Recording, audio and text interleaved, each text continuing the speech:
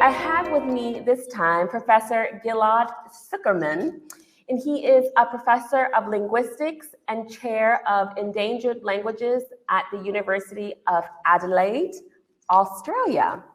Since 2017, he has been the president of the Australian Association for Jewish Studies and a member of the Australian Initiative of Aboriginal and Torres Strait Islander Studies since 2014. I hope I got that all right. Well, welcome. Thank you so much for joining us today. It's wonderful to be here, Danielle. For some reason, I cannot share my PowerPoint, so I will talk without a PowerPoint unless Megan can assist us. I think that I'm not a host anymore, so there is no sharing possibility. So it's a great pleasure to talk with you here, Danielle, today.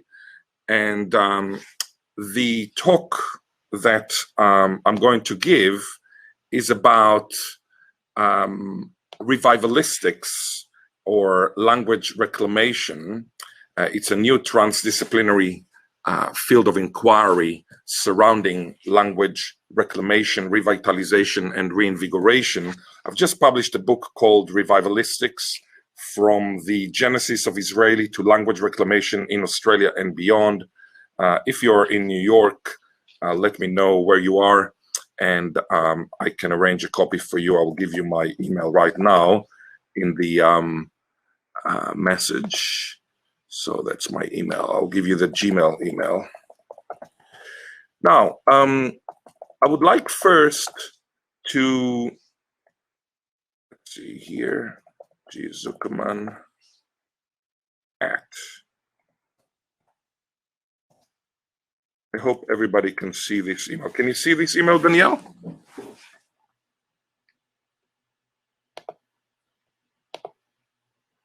Language revival is becoming increasingly more relevant and topical in the world because more and more people lose their languages. Out of 7,000 languages today, we are going to end up with 700 languages in 100 years, according to some grim predictions. So 90% of languages would unfortunately become sleeping beauties or dreaming beauties. Now, I say dreaming beauties because in Australia, where I am based, there is this idea of jukurpa, dream time or dreaming. It doesn't matter that it's a mistranslation into English, but I decided to call Aboriginal sleeping beauties, that is Aboriginal languages that are no longer spoken, dreaming beauties. Out of 400 Aboriginal languages pre-contact in Australia, pre-colonization, only 12 are alive and kicking. When I say alive and kicking, what I mean is spoken by 100% of kids. Language endangerment has nothing to do with numbers. It only has to do with percentages. So you can have a language like Pidgin Jara, which is alive and kicking, although it only has 3,500 speakers in total. On the other hand, you might have a language that is severely endangered in Africa with 10 million speakers. So language endangerment has to do with the percentage of speakers among the kids in the community. So coming back to Australia, out of 400 languages that were alive and kicking 200 years ago, only 3% are alive and kicking. What happens with the other languages? Well, when I arrived in Australia 17 or 18 years ago, actually, I decided to apply lessons from the Hebrew revival, which I am familiar with because not only because it's my mother tongue, Israeli, what I call Israeli, which is the result of the Hebrew revival, but also because I wrote some books about that revival. So I was an expert of the Hebrew revival in 20th century Israel. I decided to apply lessons from the Hebrew reclamation to the empowerment and reclamation of Aboriginal languages and cultures. The reason is that very quickly while working in the bush, in the outback, I saw that language reclamation results in intellectual sovereignty, which was lost due to linguicide, which is language killing, linguicide like genocide. It resulted in cultural autonomy. It resulted in spirituality empowerment, in well-being, and in fact, in mental health. It gave back Aboriginal people their soul. So this is the niche that I decided to establish in Australia, and I decided to call it Revivalistics, which is modeled upon revival as well as linguistics. But Revivalistics is far more than linguistics. It's a transdisciplinary field of inquiry that includes, for example, law. Should Aboriginal people be compensated for the loss of their language, just as they are compensated for the loss of their land? Well, I believe so, because I personally believe that language is more important than the specific land where you were born into. I grew up in Israel, in the southernmost part of Israel, and all my childhood was spent in Sinai Desert. As it happens, Sinai Desert was given back to the Egyptians in the late 70s, beginning of the 80s of the last century. When I make a trip down memory lane, not only do I need a passport and a visa, I also need a certificate that gives me the right to go there because there are no terror attacks, etc. This does not make me miserable as much as killing my language would have made me miserable. I think that language loss is much more severe than land loss, the specific land. Of course, if somebody does not allow you any land to live on, then you die, and that's obviously more severe. But I'm talking now about migration. You know, there were books written about the improvement in humanity, and we are now better social nature, etc., etc. When last year, 2 years ago, before the coronavirus, it was the highest number of refugees in the world's record. I don't know now with Ukraine, etc., whether it is the same, but to argue that the world has become peaceful, etc., just like as some linguists argue, I think it's ridiculous 70 years after, or 80 years after the Holocaust. Coming back to language revival. Again, revivalistics is a transdisciplinary field of inquiry. It has law, it has mental health. We need psychiatrists, we need, for example, psychologists who will look at the correlation between language reclamation and improved mental health. We need experts of anthropology, we need experts of pedagogy, we need experts of architecture. For example, a revivalistic question might be, where should we conduct the language reclamation? Should we conduct it in a Western building, thus giving the Aboriginal or minority or unprivileged or linguicided community the feeling that the government cares about them? Or should the architect tell us that we need to go to the outback, to the bush, and in fact, do the language reclamation where Aboriginal people used to speak? Let us not forget that most languages of the world are not written. Most languages of the world, so more than 3,500 languages today, do not have a traditional script. Of course, they're written by linguists. They were written by missionaries who tried to Christianize mostly the heathens, in quotation marks, but that was instrumental, ad hoc. Most languages do not have a script. Most languages in the world are oral. So an architect can tell us, should we go to conduct the language reclamation under a tree? Or, and this is for the architect to tell, should we have a Western building with many Aboriginal components within it? So we will kind of catch two butterflies with the same stone. So this is just an example of how transdisciplinary revivalistics is. I would like to talk about talknology, or technology plus talk, the use of technology in the service of language reclamation. And here we also need experts of talknology, talk plus technology.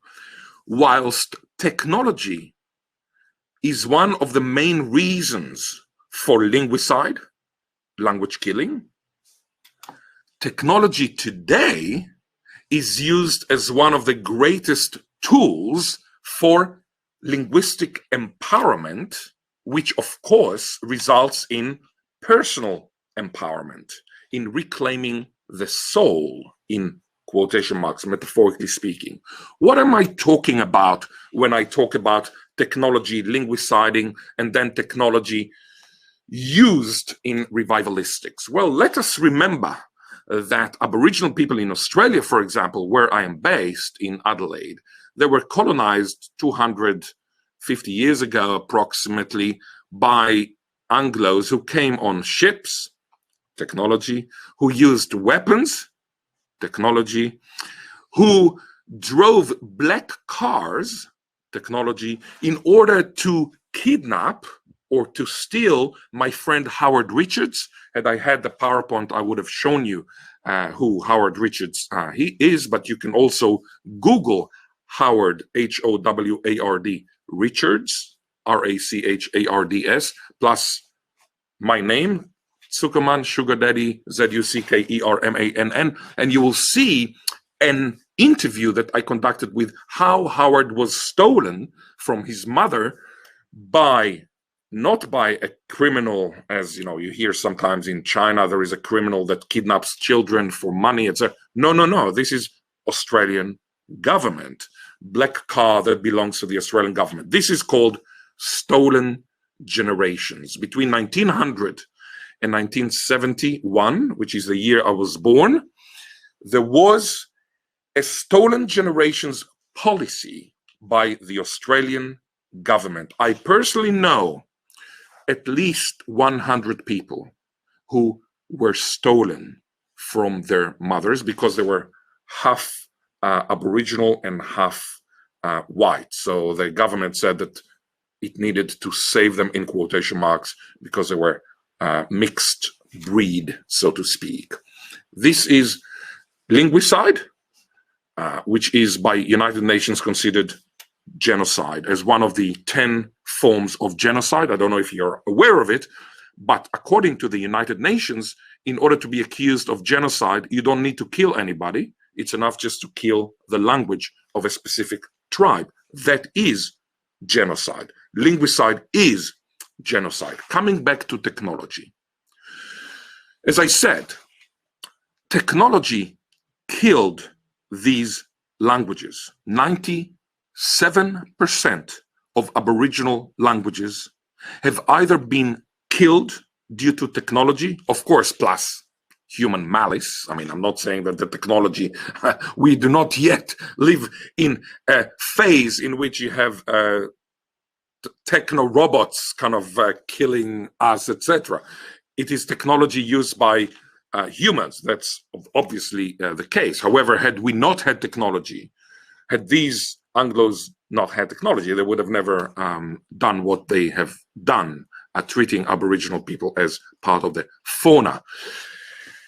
While the languages were killed by technology, these days, I and the Bangala people, for example, the Bangala community is an Aboriginal community in Eyre Peninsula, E-Y-R-E, Eyre Peninsula, which takes me 8 hours to drive from Adelaide to Galinyala. Galinyala is the name for Port Lincoln. Not too many people yet know that Port Lincoln, a famous place for oysters, etc. in Australia, is known in Bangala as Galinyala, but I can assure you, and this is a prediction and also a promise, that within several years, if you go to Australia, you will find out that in the map, the name for Port Lincoln will not be Port Lincoln, but it will be Port Lincoln Galinyala.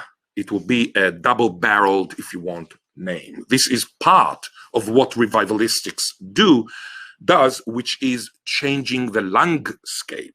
the linguistic landscape, the landscape with a G, of the area where the linguicided language is being reclaimed. So coming back to the Bangla, I approached the Bangla 11 years ago and told them, look, I have found a dictionary written in 1844 by a German Lutheran missionary. I know that Daniel is based in Berlin, La Deutsche Vita.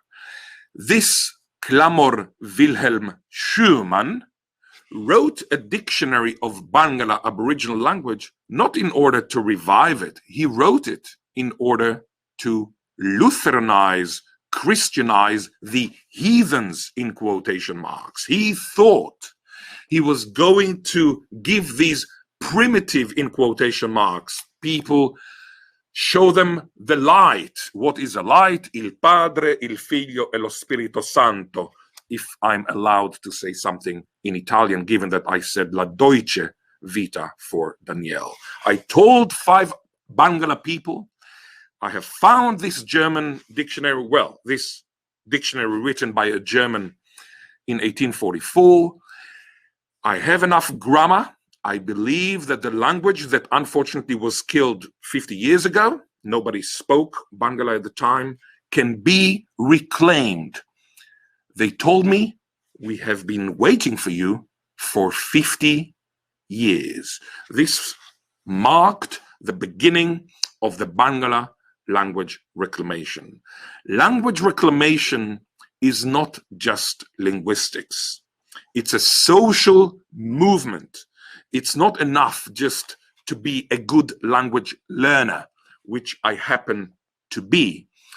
A good language learner, in my humble opinion, needs 7 characteristics.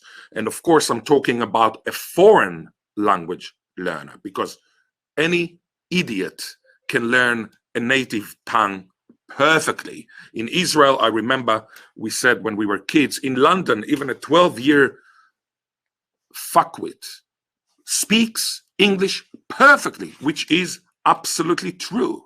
In order to be a native speaker, you don't need anything.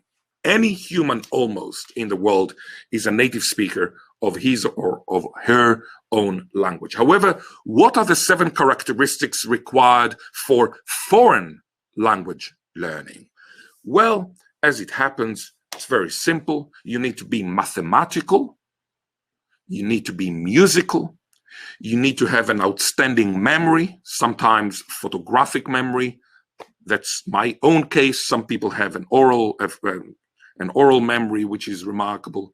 You need to have a high IQ, high EQ, shamelessness. This is why youth in Asia are, as a general rule, not that good in foreign language learning, because they're full of shame, as opposed to Jews, as a generalization, that are full of guilt.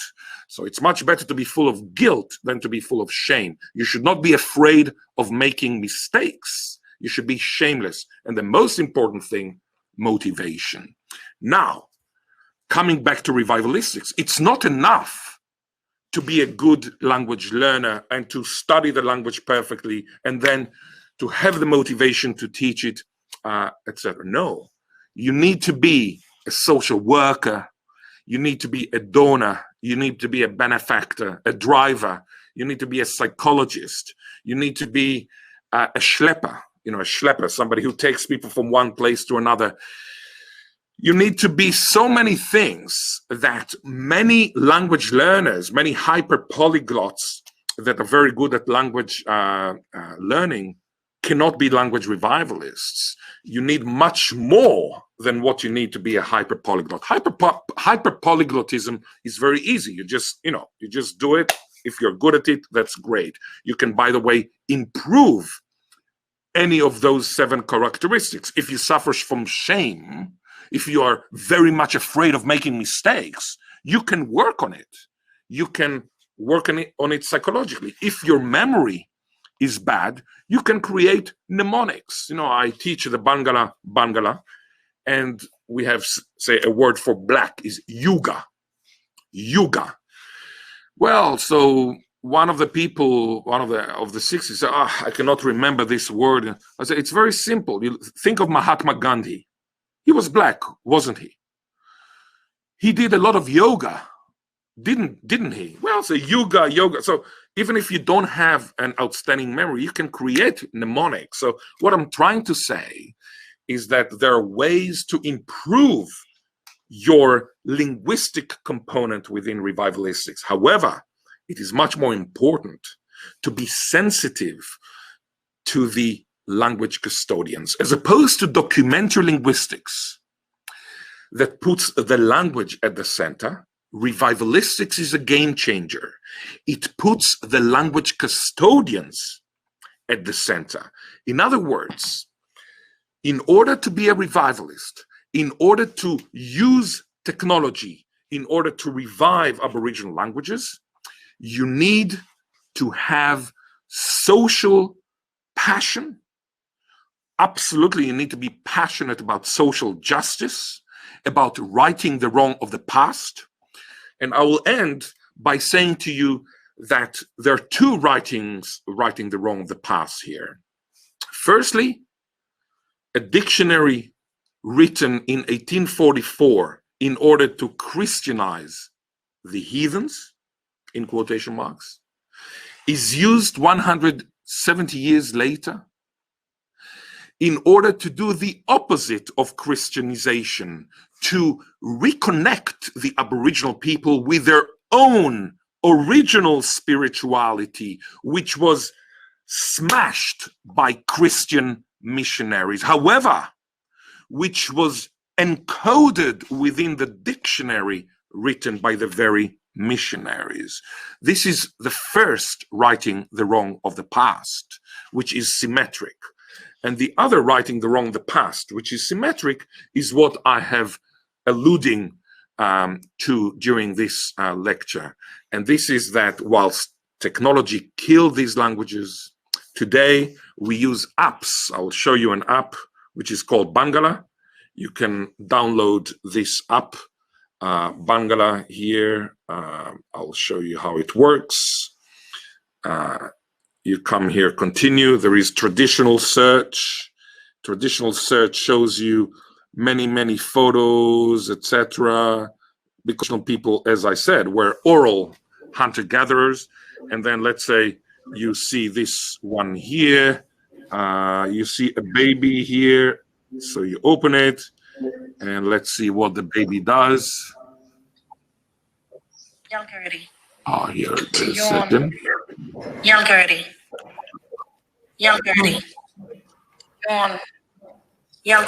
So we have here 3,500 words. It's an app that we have been working on for many weeks. And now every Bangala child who loves smartphones, and as you know, every child loves smartphones. It's a little bit like chocolate. You know, I've never found a child who doesn't like chocolate, but I'm sure there are.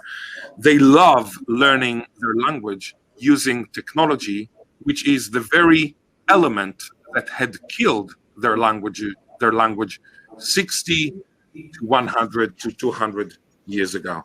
Thank you so much, and I would love to open the floor for questions. All right, that was super interesting, Professor Zuckermann. Thank you so much for that. And I really like that sort of full circle moment of like the thing that kills it is the thing that revitalizes it. It's so interesting to me. We have actually quite a few questions, but we don't have time to get to all of them. Perhaps you can pop over to the Q&A, the chat, and answer some of the questions. But I did want to read one, which I think... Select the best ones. So one that I think pretty encompasses a lot of the other ones. What are some resources available to aid in endangered language revitalization? And what are some organizations that people can get involved with to help these efforts and these projects? That's a very good question. So I'm a member of Wikitongues. It's an organization in New York. I'm going to meet Daniel Berger today in Manhattan. I'm also in touch with Dan Kaufman from Endangered Languages organization. And then you have the Foundation for Endangered Languages, where I'm a board member. In Australia, you have the Australian Institute for Aboriginal and Torres Strait Islanders. I have to say, it always requires a lot of bureaucracy. I'm talking about grant application. As you know, there are democracies in the world, there are aristocracies. Israel is an ad hocracy. England is a hypocrisy. Australia, ab initio, is a bureaucracy. You go to Australia, there is a form for every single thing you want to do. You want to take your student for lunch, there is a form you need to fill. So bureaucracy is a killer. One of my own visions or my own dreams is to have my own institute for revivalistics and well-being, language revival and well-being, because we didn't talk about it today, but there is a very clear connection between language reclamation and well-being. I'm talking about linguicide causing suicide and reclamation causing ideation diminishing. So diminishing of suicidal ideation. I'm talking really about hardcore stuff. So if you are interested in language revival, please email me and I will see whether I can find somebody who might be of assistance. Again, Wikitanks is a very good place to go to as well. What resources you have? All the resources that were left before the language was killed. It can be a missionary's dictionary. It can be recordings. Sometimes the language was killed or died, or was linguicided, or was glottophagized more recently. In the case of Bangla, we do not have recordings of native speakers, but we have some recordings by my late friend, Louise Schwarzschild-Herkes, of some people who knew Bangla, but they were not native speakers. I use it, use the recordings. You should use everything you have. And of course, if the language is about to fall asleep, so you still have native speakers, here you need to go to the video, you need to record the people, the last speakers in every single context, their hands, their gestures, not just a pencil and a paper. I mean, there was a linguist, I don't want to mention his name, who foolishly argued that you just need a pencil and a paper. Absolutely not, because a language is much more than a pencil and a paper. A language has gestures. Aboriginal people, they speak with a lot of gestures. If you just talk them over the phone, it's ridiculous. It's like to talk to an Italian over the phone. You need to see what they're doing. So this is something which zombies, zombies or whatever we use here, hopping, they can see at least the hands. But in the case of coronavirus, it has unfortunately killed many good communication things, and I pity the children who had to study in New York for 1.5 years using Zoom. Okay, well, thank you so much, Professor Zuckermann. We have to go ahead and end there for the next speaker to get started, but thank you so much for joining. That was super interesting. It's a pleasure. Take care.